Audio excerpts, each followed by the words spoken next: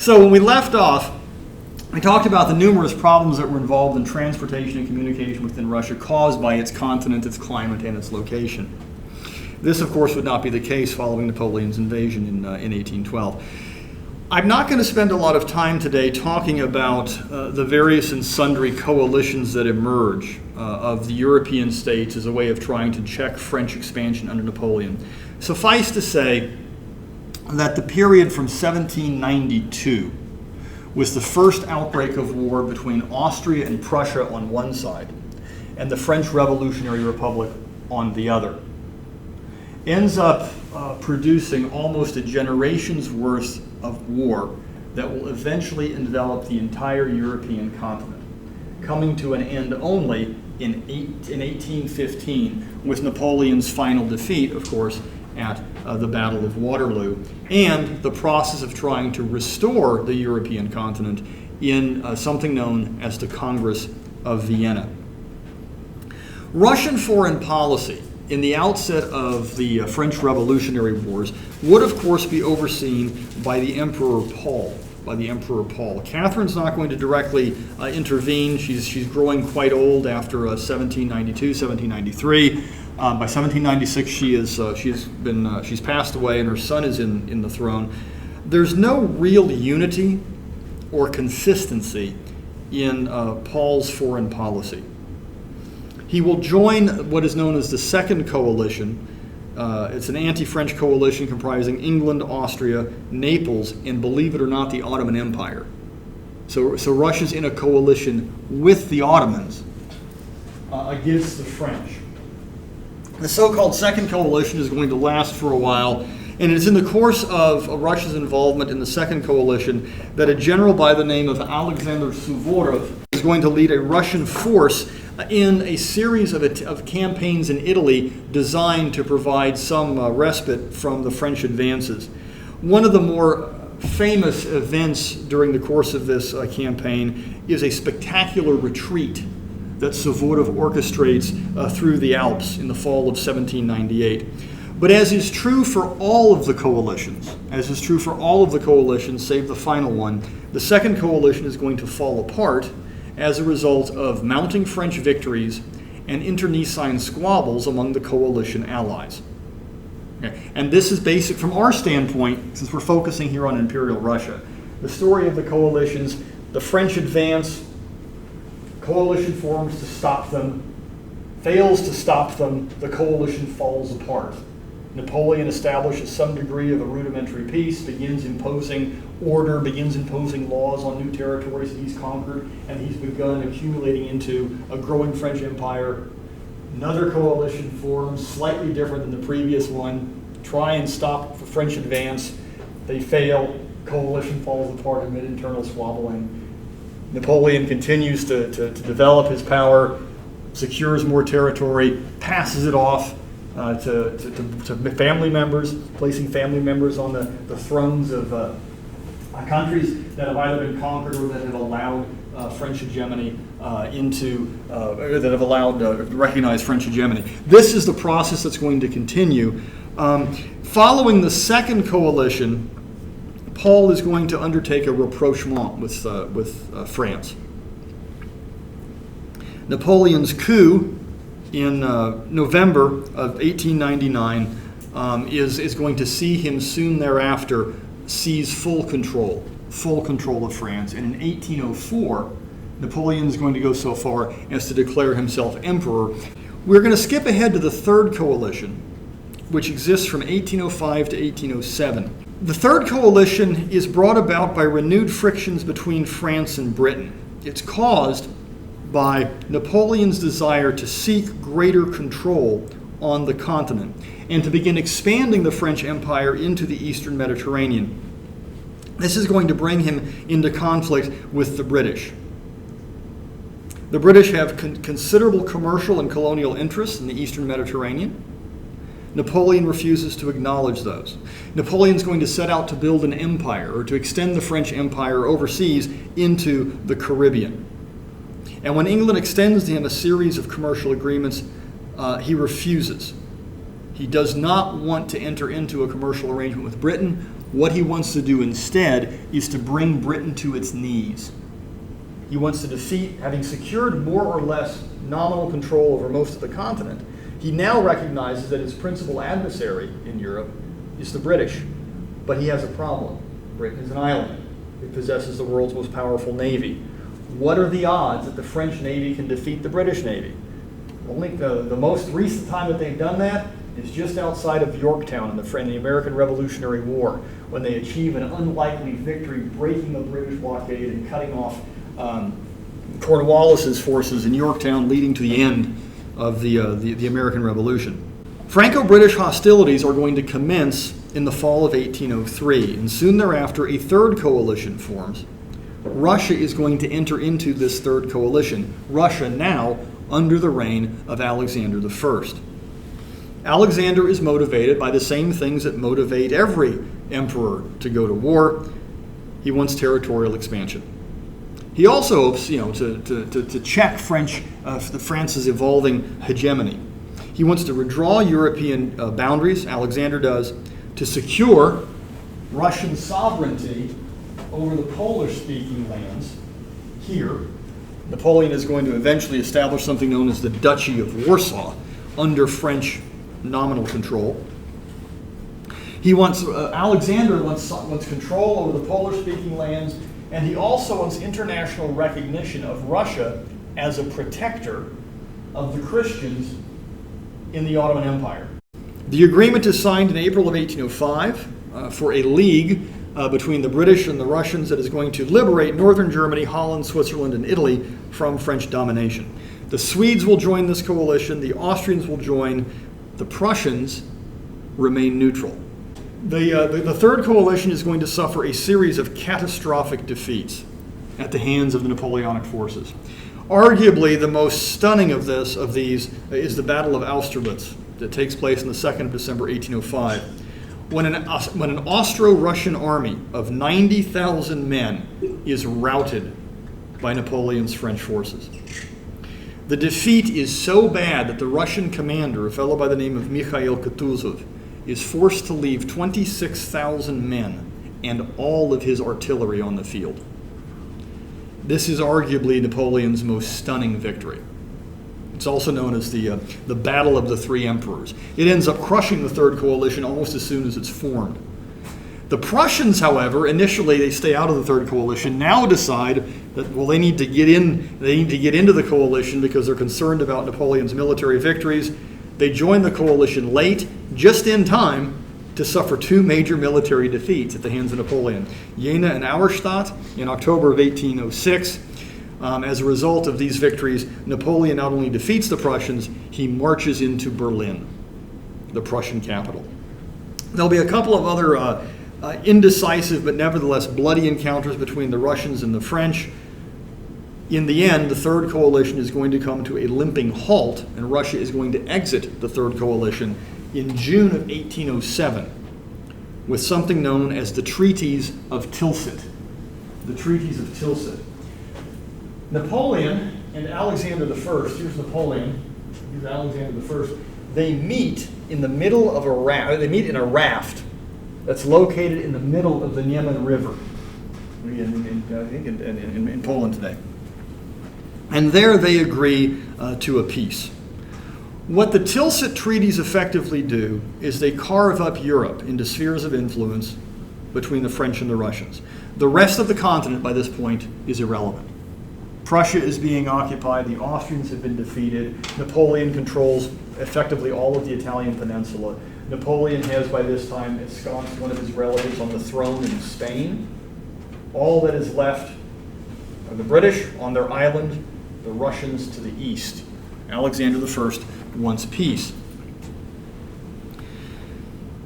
This is going to give Napoleon, one of the reasons that Napoleon signs the Treaty of Tilsit is because he actually has a bit of a problem on his hands. It's not entirely evident yet, but it's beginning to emerge as a concern. This is going to be Europe in 1812. The concern that Napoleon has to do with British intervention, what is known as the Peninsular Campaign, or the Peninsular War.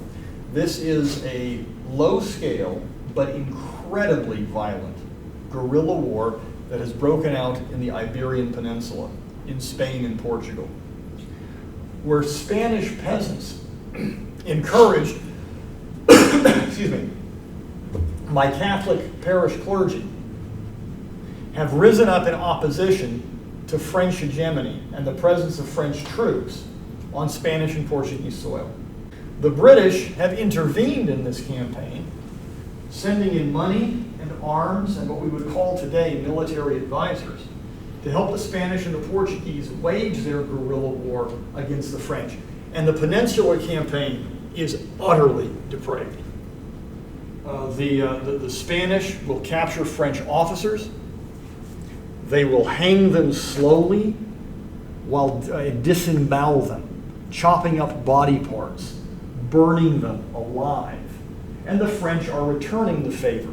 This is an incredible, this is where we get the idea, the concept of guerrilla war emerges out of this, but it's a little war. It's a little war, it's a guerrilla war. Spanish term, guerrilla war. The Peninsular Campaign, the conflict in Iberia, the Iberian Peninsula, is not going to defeat Napoleon.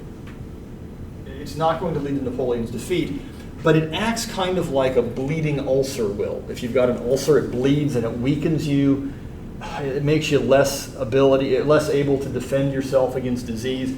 This is like a bleeding ulcer for Napoleon because he has to continue keeping men, stationing more and more men, recruiting more and more troops to go into Spain to fight this guerrilla war, an irregular war that he's not prepared to fight. So this is what Napoleon wants. He wants a respite from this. France agrees in exchange for the Treaty of Tilsit to help Russia against the Ottomans, in exchange for Russia agreeing to participate in what comes to be known as the continental system. I thought they were in league with each other. Well, they were in the second coalition. Now they're not. Okay, these coalitions are going to come and go. In that second coalition, they were involved together because the enemy of my enemy is my enemy, not necessarily my friend. Okay. The continental system, I can't write and talk at the same time, is Napoleon's effort to wage economic war against the British. And what he wants to do is he's effectively trying to embargo any trade moving from the continent toward the British Isles. He believes that by doing so, he can wreck the British economy, and by wrecking the British economy, force Britain to the negotiating table where they will agree to give Napoleon whatever it is he wants in Europe, effectively legitimating his claims to rule over the bulk of the European continent. Tilsit is going to bring peace to Russia for a period of 5 years. Technically, Russia is at war with Britain. And in fact, what unfolds is something known as the Anglo-Russian War, not often talked about. It's a low scale, it's a series of minor naval encounters, every one of which the Russians lose. Okay. But that's not to cast aspersions on the Russian military. In it's 1803 and 1806, the Russian Navy actually completes circumnavigations of the globe. So they sail around the globe. So the Russian Navy is actually holding its own, but they're not going to hold their own against the British. They're not going to hold their own. The British have the most powerful Navy in the world at this point, and it's going to last for a while. But the British were already having problems with the States, weren't they? Oh, not by 1806. Oh. By 1806, the United States is an independent nation. 1812, yes. The War of 1812, the Second War for American Independence, as it's sometimes called. Britain is going to be involved in this, and this is going to detract some of their attention away from Europe. You're absolutely right about that. Absolutely right about that. This, the British and the Americans sort of back into a war that neither side is prepared to fight. And the Americans, relatively fresh off, their victory over Britain in the Revolutionary War, are just full of vim and vigor. The Americans are absolutely convinced, well, we've bested the British once, we're going to best them again, and we're going to try and invade Canada for a second time. And for a second time, we're going to fail, having tried to do that in the Revolutionary War as well. Okay, it's going to be a terribly costly war for the Americans and the British. But the Americans are going to emerge out of that war thinking, hey, we held our own against the British, so we must be okay. The peace between the French and the Russians that emerges in the aftermath of Tilsit is a bit of a tenuous thing. Napoleon is soon thereafter going to begin trying to raise support, to raise troops, and to raise political support in the Polish lands. He's established, I've said, something called the Duchy of Warsaw. claiming a French political influence and control over this region, this is not to the Russian autocrats' liking. And as he begins to muck around a bit more in Warsaw, in the Duchy of Warsaw, Tsar Alexander I comes to grow a bit suspicious.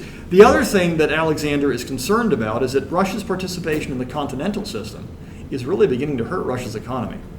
Russia had undertaken a great deal of export trade with the British, exporting iron in particular to help fuel Britain's industrial development. So maintaining the continental system is beginning to hurt the Russian economy.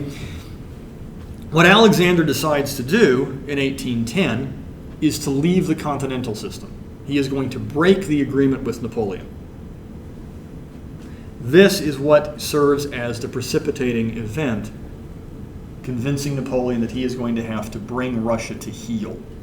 Russia has left the continental system. This wrecks his strategy for undoing the British economy. He is going to show Alexander I who's boss. And he is going to, in the process, assemble the largest army Europe had ever seen. Now, it's going to be superseded later, obviously, by World War I and World War II and things like that. Approximately 690,000 Germans, Swiss, Italians, Spanish, and Portuguese, along with an additional 80,000 or so Poles and Lithuanians, are going to form something known as the Grand Army of Europe. And on the 2nd of June, 1812, they will cross that very same river, almost 7, 8, 9, 10, 11, yeah, I do my mathematics. Almost 5 years to the date that the Peace of Tilsit is signed. Sorry, I'm stumbling a bit, getting ahead of myself. This begins what is known to Russians as the Patriotic War. Отечественная война. We know it as the War of 1812. Obviously, as you had mentioned, there's a war going on between the British and the Americans. That's the American War of 1812. This is the War of 1812 in Europe. It's going to be this monumental conflict between France and Russia. The Russian war minister, the individual who is in command of what is known as the First Army of the West, and the man who has overall control of the Russian forces, is this fellow, Barclay de Tolly, a German-speaking descendant of a Scottish family that had settled in Livonia in the 17th century. He's not an ethnic Russian. In fact, many of the leading officers in the Russian army at this point are not Russian. They're not ethnic Russians. There are quite a few ethnic Germans, a couple ethnic Scots, like Barclay here. His grandfather had been at one point mayor of Riga. His father would serve in the army and would eventually rise to receive Russian nobility. And Tolly is going to enjoy that hereditary position as well. He would rise through the ranks. He goes to the military academy, pursues the military route within the table of ranks, is wounded at the Battle of Eylau, one of those conflicts between the French and the Russians after Austerlitz, and thereafter is promoted to the rank of lieutenant general. When war breaks out in 1812, he is appointed by Alexander I as commander of the First Army of the West, and he has a problem. He recognizes very clearly his strategic position. Napoleon has an army of over 700,000 men. Barclay has at his disposal perhaps 450 to 500,000. So he is outnumbered. Following the invasion, Napoleon is going to make a beeline for the city of Vilnius, where the Russian army is headquartered. Barclay has a decision to make. Faced with what he recognizes as being the considerable power and the considerable size of the Grand Army, commanded by Napoleon, on the 26th of June, Barclay makes a decision to abandon the city, destroying the bridges leading into the city and the magazine stores where munitions and things like that had been kept. 2 days later, on the 28th of June, Napoleon marches into Vilnius triumphant, taking it after only a series of light skirmishes. But he has a problem. Already he has a problem. The territories around Vilnius are not particularly adept for agricultural production. There's not a lot left behind.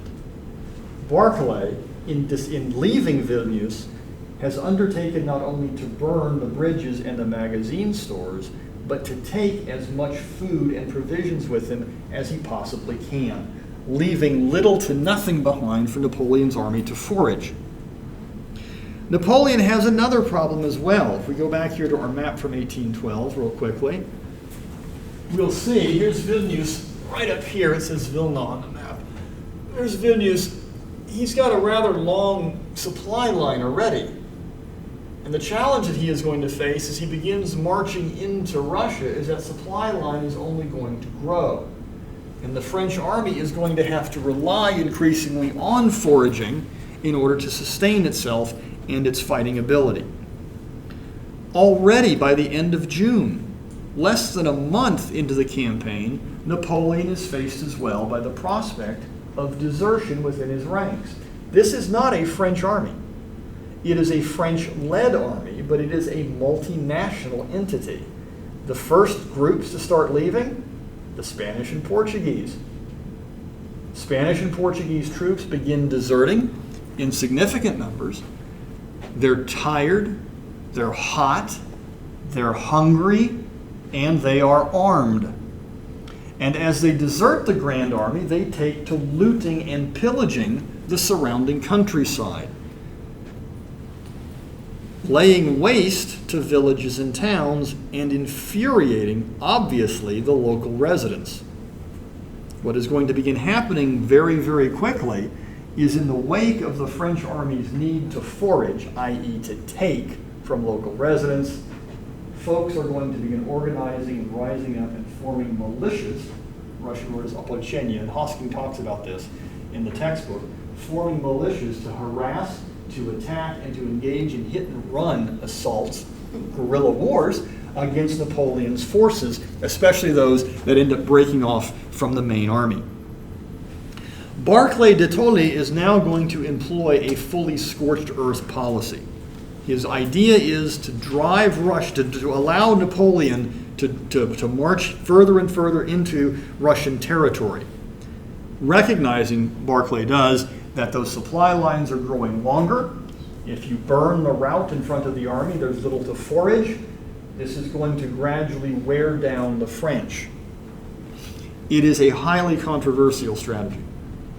Many members of the court nobility are outraged or scandalized by this, because what is he allowing Napoleon to do? He is allowing the French to set foot and to take greater and greater amounts of wholly Russian territory. And wait a second. Wait a minute. He's not even Russian. He's a foreigner. Rumors begin to circulate at court that Barclay is disloyal. He's a traitor. The reason he's doing this is because he's actually in league with Napoleon. That Russian xenophobia is going to begin percolating to the surface yet another time. How long had he been in Russia? Oh, he's been in the Russian Empire his entire life. Remember, his grandfather is the one who arrives. His grandfather had been mayor of Riga. His father had been in the Russian army. But he knows what he's doing, like. Yeah, he actually. Let's put it this way.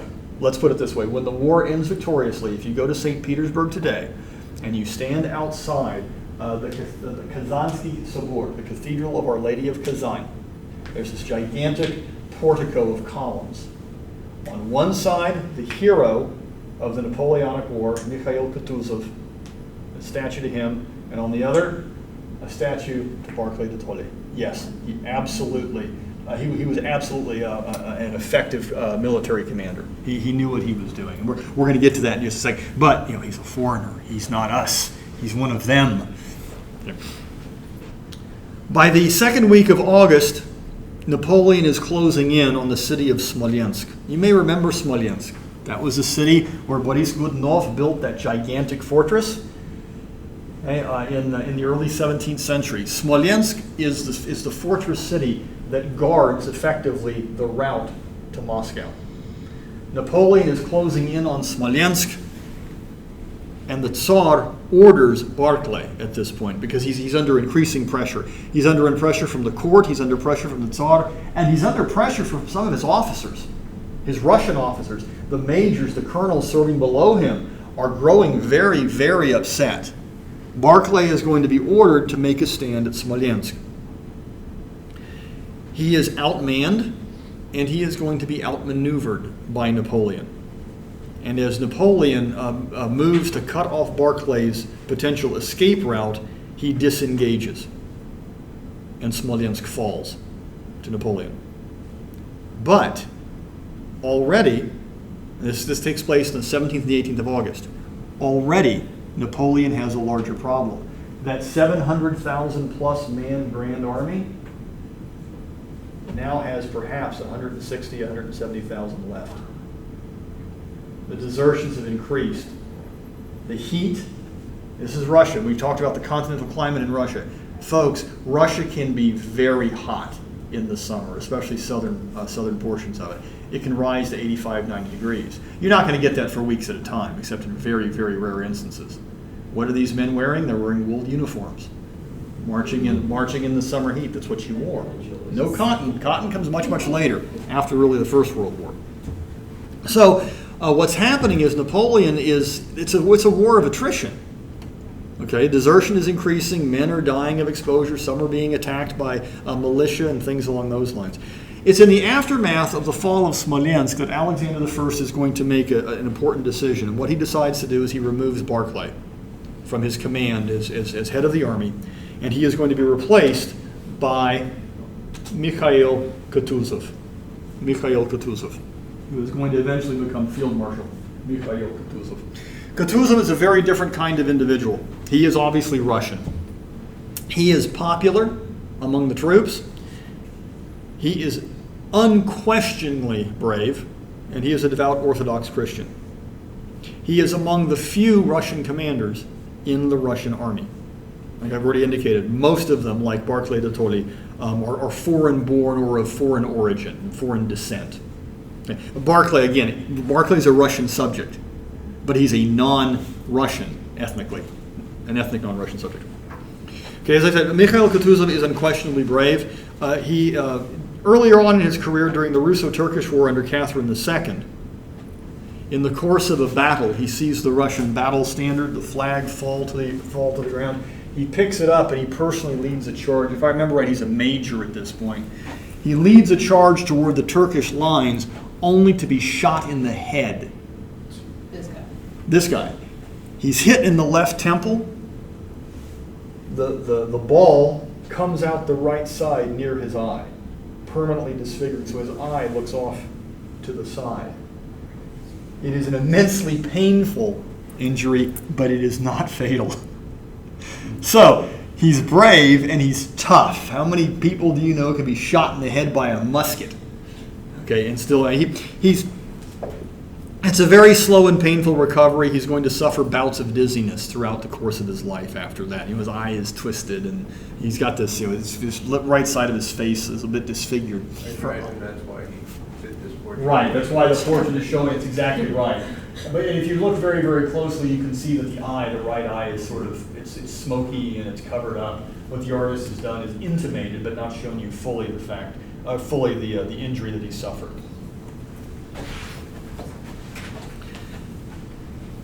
What's ironic about Kutuzov is he's not only a brave soldier on the field, he's a bit of a military historian as well. He's undertaken readings. He is an emerging professional officer.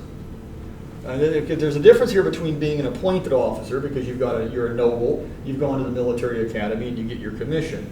There are a lot of those. They're patronage appointments. Kutuzov has actually done a bit of study. And one of the things that he studied, interestingly enough, is he has studied the military campaigns of none other than General George Washington, who had led the Continental Army in the United States of America to victory using a tactical defense. Washington's goal, one of the ways in which the Americans survived the American Revolution and win, because odds are heading into the battle we probably shouldn't have, is that Washington adopts very early on what we call the tactical defense. Washington recognizes that the one thing he has that he cannot lose is the army. You can lose New York, you can lose Boston, you can lose Philadelphia. If necessary, if you have to lose Washington, D.C., we don't. but you lose Washington, D.C. What you cannot lose is the Army. You have to maintain it as a cohesive fighting force, because if the Army falls, the revolution dies. So Washington's strategy throughout the course of the war is not to engage the British unless he chooses the location of the engagement, so that he can arrange things to his advantage. What he doesn't want to do is he doesn't want to commit his force into a battle in which the force is going to be decimated, because then the revolution dies. Kutuzov recognizes this, and he had come to appreciate Washington's wisdom in adopting a tactical defense. Kutuzov had been, however, he had been the fellow in the command of the Russian forces at Austerlitz in 1805. It was a debacle in no small part because Kutuzov was ordered by the Tsar to undertake a position that Kutuzov thought was militarily unattainable. But nevertheless, he's obviously well enough aware. After Austerlitz, he ends up going to fight in another Russo-Turkish war between 1806 and 1812. And he's the one who's actually going to oversee the conclusion of a treaty that incorporates Bessarabia into the Russian Empire. So he sort of reestablishes his bona fides as a military commander between 1806 and 1812 in that engagement. Napoleon now, having taken Smolensk, continues along the road toward Moscow. And as the summer begins to turn into fall, late August turns into early September, it's becoming increasingly clear that Napoleon's goal is to move into Russia's second capital of Moscow, not St. Petersburg. Kutuzov is in command. Barclay retains a very important post. Barclay has been cashiered as head of the army, but he has not been, decommissioned. Barclay is going to serve as going to play a very important role in what is going to be the one major confrontation of the War of 1812, and that is something known as the Battle of Borodino. Stress on the very last, Borodino. It takes place on the 7th of September. Kutuzov is in command. Barclay de Tolly is covering Kutuzov's right flank. It is the largest battle in European history to this point. The largest battle in European history. And what unfolds may have been, to that point in time, the bloodiest single day in human history. The two armies, comprising together 250,000 men, 250,000, engage in a relentless artillery barrage designed to soften up the enemy position, followed then by a massive clash in which each side loses 1/3 of its men. So the Russians suffered desertion too, if they're down to... Well, no, because the Russians have forces disposed elsewhere. Oh, okay. The Russians have forces. Obviously, you're trying to guard the St. Petersburg route. You've got Opolcheny, you've got militia that are operating as well out in the countryside. Okay. Okay. What the Russians are not going to commit the totality of their force, because again, they're thinking. Kutuzov is thinking here. We don't want to commit the totality of our force any more than Washington did. Okay. But a very, very large contingent of the Russian army is going to engage Napoleon at Borodino. 1/3 of the soldiers on each side are killed or wounded. So we have casualty rates unlike anything ever before seen in a European set battle. Those casualties, again, include killed and wounded, but please do understand that in the Napoleonic campaigns, this is going to be true into the middle of the 19th century. Odds are, if you are wounded in battle, you're done. Unless you're Kutuzov, right, and you can take one to the head. A ball that shatters the elbow or shatters the arm, a ball that hits you in the leg and shatters the leg is going to be treated in one fashion and one fashion only, amputation. That is the thing that is done on the battlefield. Because otherwise it's gangrene. And otherwise what is invariably going to happen is that you are going to develop an infection, gangrene will set in and you will die. So you chop it off, you cauterize it with fire. There's almost certainly no anesthetic that's involved in any of this. They give you a leather strap to put in your mouth and maybe try and give you a little bit of whiskey to the best they can to numb the pain, and they start sawing until everything is sawed through. The French will lose in this battle somewhere between 30 and 35,000 men. The Russians between 40 and 45,000. It is, from the standpoint of the battle itself, it is a tactical draw. Both sides suffer horrendously. Borodino, however, is typically called a French victory because the way in which European armies measure wins and losses at the time, who retains control of the battlefield. And it is the Russians under Kutuzov who are going to retreat from Borodino. Kutuzov's command is going to retreat to a small town outside of Moscow called Fili, F-I-L-I. And it is there that Kutuzov, shown here in this painting from 1879 by Tivshenko, Kutuzov at the Fili conference. Kutuzov is going to speak with his commanders. He's going to solicit their advice and their input on the step that should be taken next. And the person, ironically, whose advice Kutuzov is going to take is the advice of none other than Barclay de Tolly. And what Barclay advises Kutuzov is actually the exact right thing.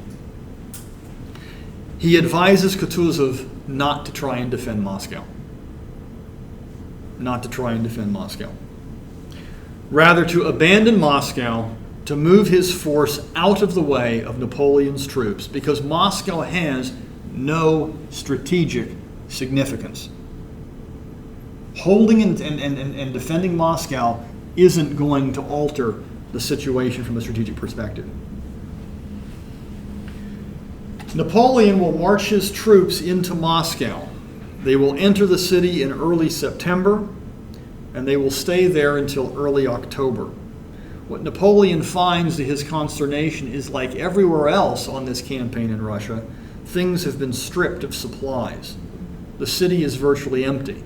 It has been largely depopulated. The Russians have fled in advance of the approaching French. He waits in Moscow, sending a series of messages to the court of Alexander I in St. Petersburg, offering terms of surrender, offering the Tsar, here, you can surrender under these terms, none of which, no, they make it. He receives no response. Alexander just ignores him.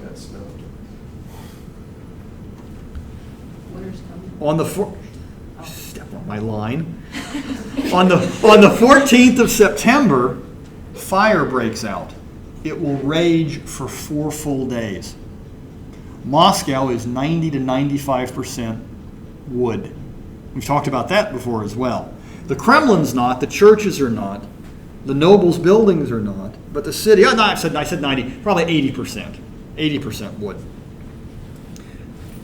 Now, and winter is coming. Napoleon has, winter is coming. The White Walkers are out there and things like that. Napoleon right now recognizes he's got a bit of a problem. Desertions are continuing apace. There's not much to eat. They're foraging as best they can. Napoleon now has a problem on his hands. Does he try and winter bivouac in Moscow from now until the spring, which would be late March or early April? He does not. What he decides to do instead is to abandon the city. He is going to begin now the long retreat back into French territory, back into the lands that from which he had invaded Russia to begin with. Of the more than 700,000 men who started the campaign in the summer of 1812, fewer than 10,000 will survive to make the trip back. All along the way, Napoleon's rump army is being harassed. Their supplies are being cut. They're being attacked in hit-and-run strikes from members of the Opolchenia, this national militia that has risen up under the leadership of young officers. The young officers will go out into villages. They'll recruit locals into the Opolchenia. They will strike at the French forces, doing damage to them. So that, like I said, by the time that the army makes it back across the Niemen River, there is very, very little of it left. This may be the most famous graph, certainly the most famous graph of the 19th century, most famous diagram of the 19th century. It's developed by a Frenchman, Charles Joseph Minard, It's a figurative graph showing the fate of the Grand Army in Russia between 1812 and 1813. It's published in 1869. Invariably, when you read or you go on a website about the War of 1812, the patriotic war in Russia, you're going to see this graph. What it shows you here, in fact, it's pretty clever. The width of this tan portion of the graph relates to the size of the Grand Army at a given date. Okay. It's 422,000 by the time it reaches this point. 2,000 are going to go off to the 22,000 are going to go off to the north into the Baltic states. By this point, you've got 400,000. This is a contingent of 600,000 that are sent out to forage and that sort of thing. They are going to rejoin the army. Does that make sense? So that as we're moving from left to right, we're seeing the Grand Army gradually shrink until it reaches here Moscow.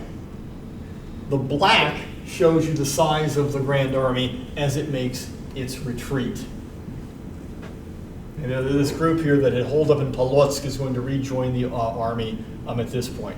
The other thing that is interesting is down here at the bottom, what you're seeing is on the retreat, the average daily air temperature. Or I should say the lows. I think these are the lows. The temperature as it related to, so that by the time that Napoleon is leaving Moscow in early October, it's about 0 degrees Celsius, or 32 degrees Fahrenheit, dropping all the way down to a low of -30, or about -49 degrees Fahrenheit. Napoleon's retreat from Moscow is going to coincide with a brutally cold winter. Why do only remnants of the Grand Army survive? Because most of the men are either killed, they die of exposure, they freeze to death, or they starve. It is a reason that we talk about Napoleon in Russia. This is one of the most catastrophic defeats, a catastrophic strategic defeat in the history of warfare. He never saw it coming. He never saw it coming. Hitler didn't either. There is simply nothing that can check the hubris of some men. Teutonic Knights. Yeah, Teutonic Knights didn't either because they had Alexander Nevsky. Russia's victory over Napoleon, and what's going to happen now after Napoleon is defeated in Russia, is that the armies of Russia under Kutuzov, with Alexander I, of course, recognized as being the head of state, the armies of the Russian Empire will liberate Europe from French hegemony.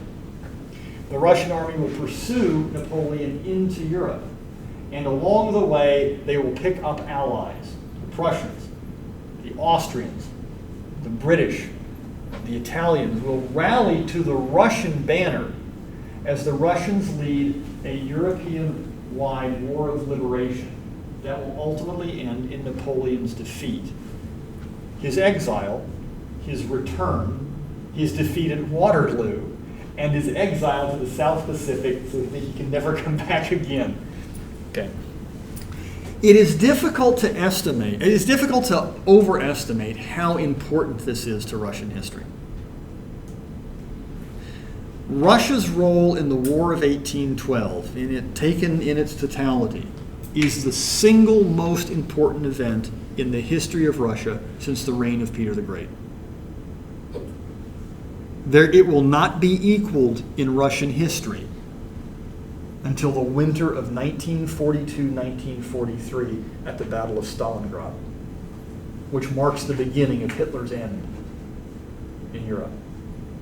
Russia's role in the War of 1812 is going to propel that nation into a situation, into the position of being a major European power. In fact, the dominant European power.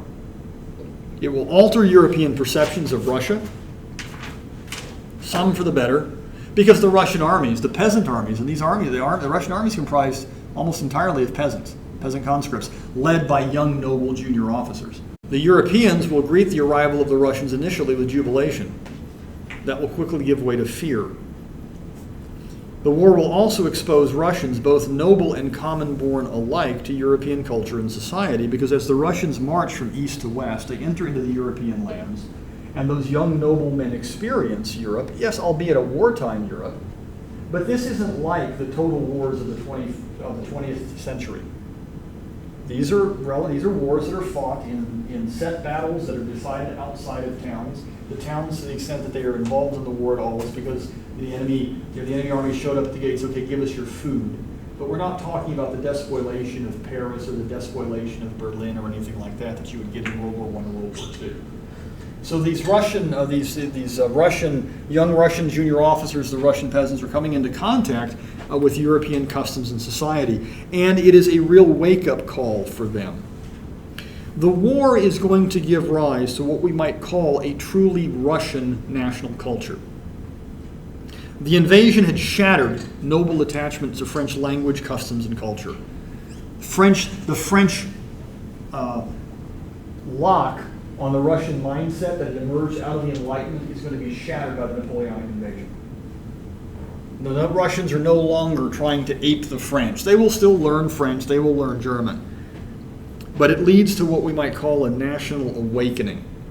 And that national awakening is going to place an increasing amount of faith, romantic faith, in the Russian people. Giving rise, I'm going to introduce now for the first time a word we're going to hear over and over for the rest of the semester. Narod. Narod. It means people, but it's a peculiar meaning of people. It is similar to the German word das Volk. It does not mean people. Narod, it means the people. The people.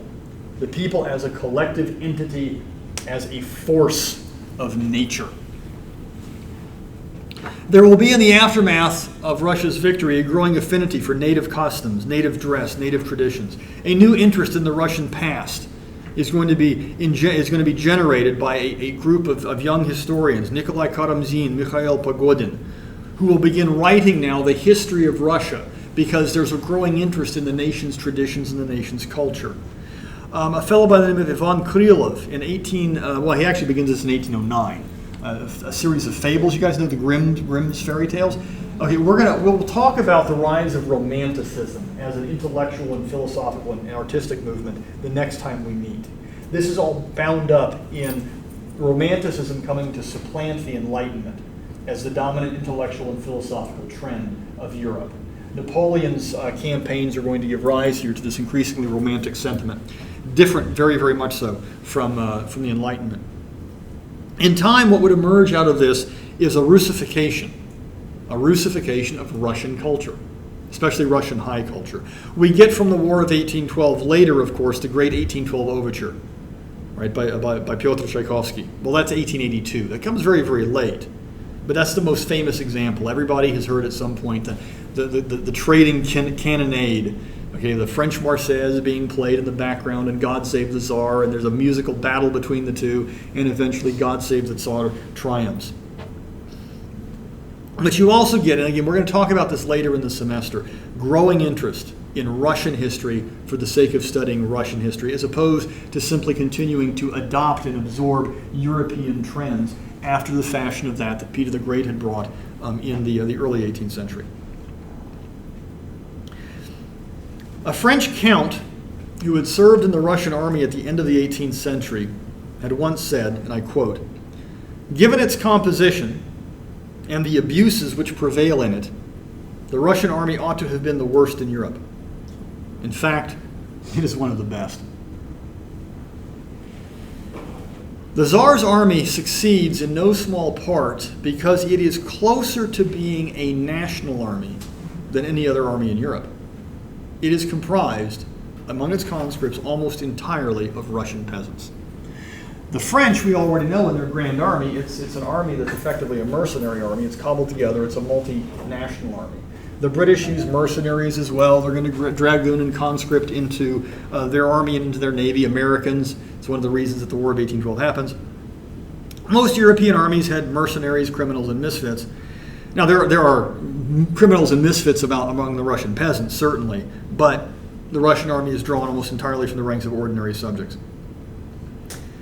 The Russian army was not only a military entity, it was also an economic one. It was chronically underfunded. Colonels were oftentimes responsible for finding the provisions that the units below them had to have because the central logistic and supply office was so poorly organized. What this meant was that down to the platoon level, Russia's conscript soldiers often found themselves, in fact, almost entirely found themselves having to cooperate, banding together their intelligence, their abilities, and their labor in order to sustain themselves and to supply themselves with things that the central authorities could not. Important in this regard, and this is in the textbook readings, is the emergence of something known as an artel. An artel. You would have had this outside the army. You have this as well in the peasant communities. And what an artel is, it's a collective labor group that comes together to bring the talents and the abilities of individual members to work collectively for the greater good. So our soldier knows a little bit of leather working. One soldier knows a little bit of textiles and can make shirts. One soldier is a little bit of a mechanic. You guys would come together, you would cooperate, you would undertake things, you'd secure leather somehow, the shoemaker would make some boots, you'd secure textiles somewhere, you'd begin making shirts. Then you could sell these to local towns by where you were stationed and thus augment your salaries. Or you might simply, what a platoon leader might do, what a sergeant might do, what a lieutenant might do, is he might gather his peasants together. They're stationed outside of a town, go into town, find out what the townspeople need. Is there a bridge that needs to be repaired? Is there a road that is washed out? The peasants will go and simply do labor. So it's not just that they're fighting, they're also an economic unit. This undermines, on the one hand, the military efficiency because they're not engaged in training all the time. We're going to talk about this later. This continues for a long, long time. But what it does is it instills what we would call later esprit de corps. These men see themselves not simply as guys fighting a war together. They know one another. They're friends. Their survival is interdependent. And it creates within the Russian army then a real cohesive fighting force. Russian military units end up being immensely resourceful. They have to develop their own self-sufficiency because although they've been conscripted into the army, their term of service at this point is 25 years. If you don't get something, and you're not going to get something because the Russian army is chronically underfunded, you have to figure out a way of getting it yourself. So these peasants are not stupid. They are uneducated. Most of them are illiterate. But just because you're uneducated doesn't mean you're stupid. It's something that we have a heck of a time understanding today in the United States. Just because you've got a degree doesn't mean you're smart. They were skilled workers, though, before they were conscripted. Some were, some weren't. Some were, some weren't. Some were just, young peasant lads who would go out and farm. But Then they knew how to farm. right. It invariably what ends up happening is if you're growing up in a peasant village, you're going to find some way of trying to make ends meet. You want to develop some sort of rudimentary skill. Again, that's why being a tailor, being a leather worker, being able to make shoes, knowing a little bit about mechanical things. We have seen in this class already some flipping brilliant Russian peasants.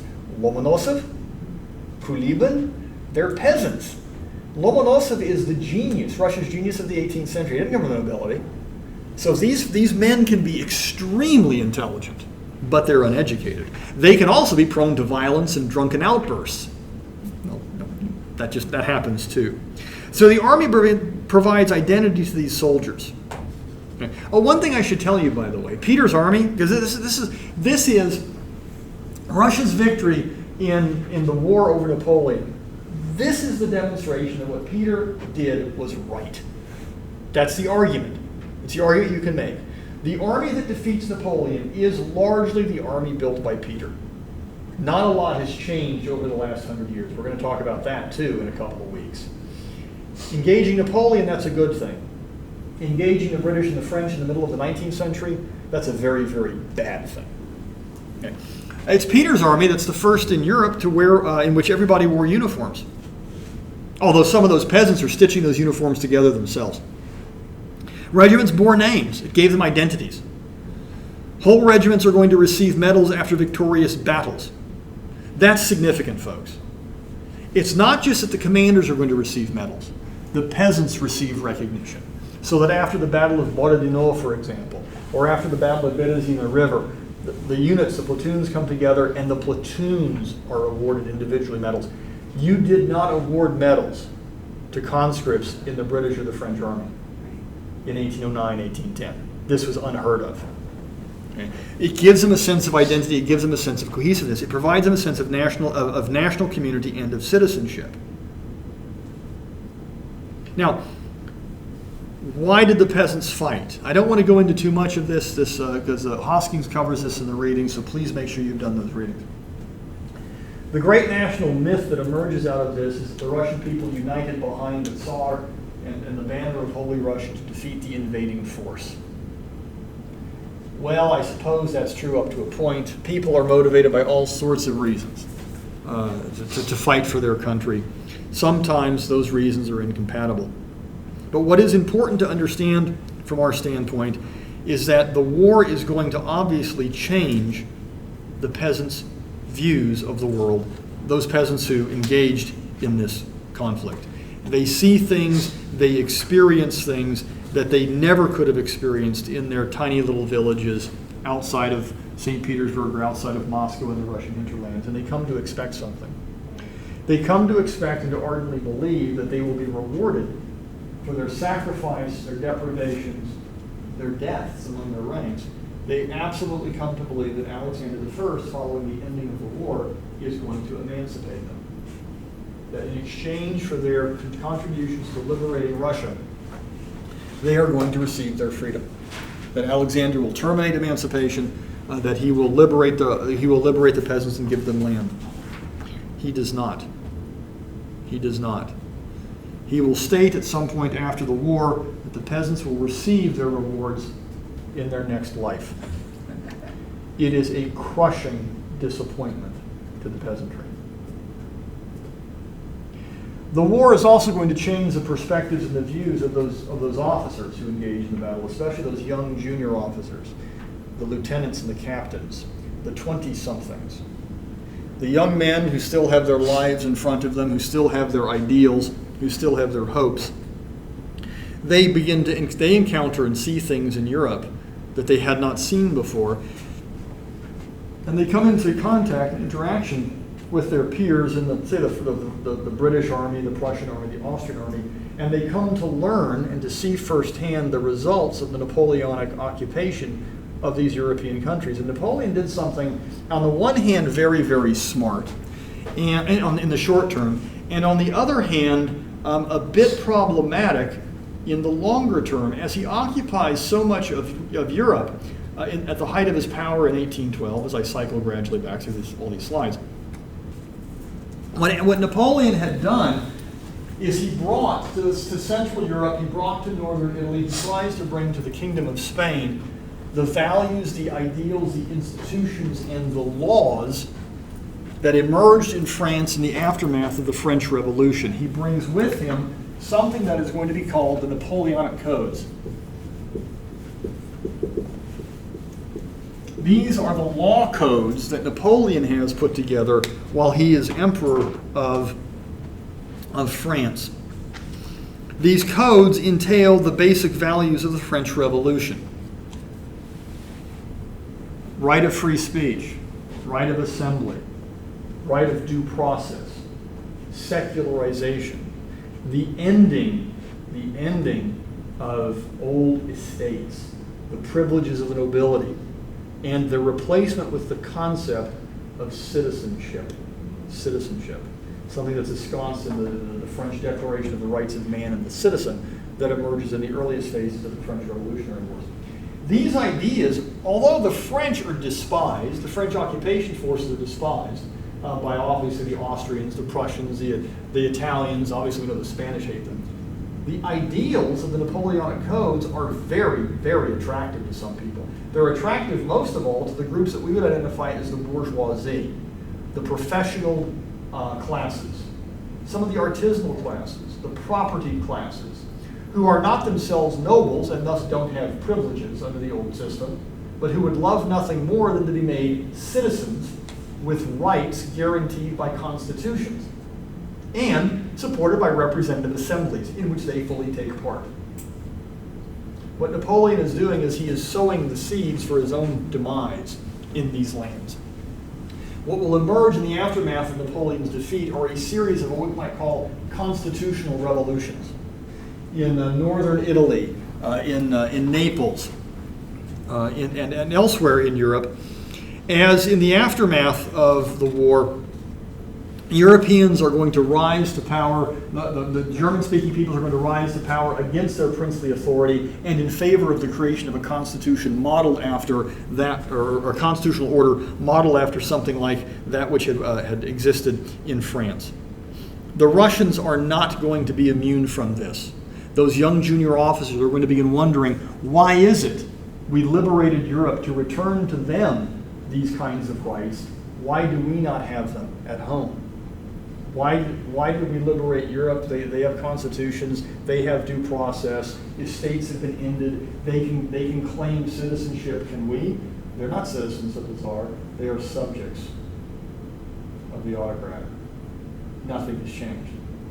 And in a way, nothing has changed, but in a way, everything has changed. Because for this young generation of men who've experienced these things, they are now fired in their minds with ideas that they bring back to Russia. And they will plot and they will think deeply about what exactly it is Russia should be. And over the course of a decade or so, in the aftermath of the end of the Napoleonic War, new secret societies will emerge, planning the possibility of the creation of a Russian republic on the one hand, planning the creation of a constitutional democracy on the other. Whatever the case, altering, they plan. They plan to alter the fundamental political structure and nature of the Russian Empire. I'm going to come back to that in just 1 second. I want to say one more thing. Russia's triumph abroad is going to be short-lived. The initial enthusiasm with which Europeans greet the Russian army is going to give way to suspicion and fear, in no small part because of the incredibly imposing size of the Russian army. European statesmen begin to fear that what they have done is they have simply replaced French domination with Russian domination. And Alexander I's attitudes and actions in the aftermath of the war are going to cause a bit of consternation among European political elites. It's the Congress of Vienna of 1815 that's eventually going to try and restore a balance of power and order to Europe. Alexander I arrives in person at the conference. He has now grown very, very mystical as he's grown older, and he interprets personally this victory over Napoleon as proof that Russia has been chosen by God to restore Christianity from what he calls the conceit of human reason. In other words, Russia's victory is God's indication that the Enlightenment values upon which the French Revolution was founded and that brought Napoleon to power, those have to be quashed. That Enlightenment period must be brought to an end. He will propose at the Congress of Vienna something that he calls the Holy Alliance, an alliance of Christian monarchs living in harmony that will meet behind the scenes to decide things diplomatically rather than wage war. It is his attempt to adhere to the principle of autocratic legitimacy. And in the last years of his life, Alexander is going to grow increasingly conservative to the point of being reactionary. When Greek patriots rise up in 1821 and launch the Greek War of Independence, trying to secure their freedom from the domination of the Ottoman Turks, it becomes a cause célèbre across the European continent. Young European men, including Lord Byron, the great Romantic poet, will volunteer to go and fight alongside the Greeks, the cradle of Western civilization, the cradle of democracy, the cradle of Republican ideas. Byron will die there. Of cholera, if I remember right. But the Greek cause stokes the fire of imagination of freedom across Europe. Alexander I refuses to lend any support. He outrages both foreign and domestic opinion. He believes that intervening in the Greek cause will undermine the principle of autocratic legitimacy. He has become an increasingly reactionary czar. It's against this backdrop that Russia is going to undergo its first major rebellion of the 19th century. It comes in the wake of the passing of Alexander I. He dies while on vacation far to the Russian south in a town called Taganrog. There is a bit of confusion as to whom is supposed to succeed Alexander I. Many believe it is going to be his brother, his younger brother, Constantine. Unbeknownst to most, Constantine has in fact renounced his title to the throne. He's renounced his title to the throne because he has fallen in love with if I remember right, he's fallen in love with a non-noble woman. She cannot rise to the reign to the throne and be an empress under the new succession laws. He doesn't want it. It's going to pass instead to Nicholas I. In the confusion, remember I've told you, Russians don't do secessions well, typically. In the interim, two groups of young, or one-time young noble officers who had fought in the Napoleonic Wars and who have been meeting secretly now for many, many years in a northern and a southern society are going to attempt what is effectively a military revolt or a coup to prevent the accession to the throne of Nicholas I. They're going to demand a constitutional monarchy or a republic. They're not quite sure which. But on the 14th of December, 1825, on Senate Square, same square where it is located, the Bronze Horsemen, when their regiments are called to swear loyalty to Nicholas I, they refuse. And a standoff ensues. About 3,000 troops on the side of the rebels, 3 times as many on the side of the autocrat. Following a day-long standoff, Nicholas I reluctantly orders the cannon to fire into the rebels and for them to be cut down in the streets. The rebellion is sort of a comedy, a tragic comedy of errors. The ringleaders will in time be found. They will be rounded up. They are all young noble officers. Nicholas I will order them hanged. An additional 300 will be imprisoned or sentenced to exile in Siberia for taking part in the insurrection. This is the famed Decembrist revolt that most recognize as being the beginning of Russia's centuries-long revolutionary movement to depose the autocracy. Polite society, educated society, is shocked and appalled at what Nicholas I has done. He has hanged young nobles. And his treatment of the others who are not hanged is seen as being barbaric. This is going to begin the process in which educated Russian society and the state are going to begin diverging greatly. And that members of educated Russian society, appalled at the continuing treatment of the serfs, are going to take it upon themselves to liberate the serfs. They see this increasingly as their mission, as their calling, and as their duty to end emancipation. Much of what we are going to talk about the rest of the semester is going to hinge on just that, the emancipation of the serfs, and the role that nobles should play in a more just, more democratic, and more free society, and the autocracy's efforts, recognizing the problems inherent in maintaining an outmoded system of chattel service, while at the same time trying to undertake reforms without giving up autocratic prerogative. These are the two now irreconcilable tensions, the irreconcilable forces that are going to be at play behind the scenes throughout the rest of Russia's 19th century.